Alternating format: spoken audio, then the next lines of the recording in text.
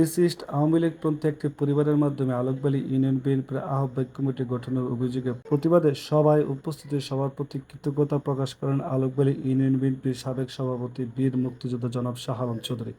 তিনি বলেন, এত বিপুল উপস্থিতি প্রমাণ করে যে ত্যাগী নেতাকর্মীরা অন্যায় ও অবিচারের বিরুদ্ধে ঐক্যবদ্ধ। তিনি আরও জানান, খোকন ভাইয়ের সাথে আমার কথা হয়েছে। তিনি আশ্বাস দিয়েছেন আগামী ৩ দিনের মধ্যে পদবঞ্চিত সকল ত্যাগী নেতাকর্মীদের সাথে বসে নতুনভাবে একটি গ্রহণযোগ্য কমিটি গঠন করা হবে। বক্তারা অবিলম্বে বিতর্কিত কমিটি বাতিল করে সকলের মতামতের ভিত্তিতে একটি স্বচ্ছ ও গ্রহণযোগ্য কমিটি গঠনের জোর দাবি জানান। একই সঙ্গে তারা দলের ঐক্য বজায় রেখে গণতান্ত্রিক প্রক্রিয়ার মাধ্যমে সংগঠনকে শক্তিশালী করার আহ্বান জানান।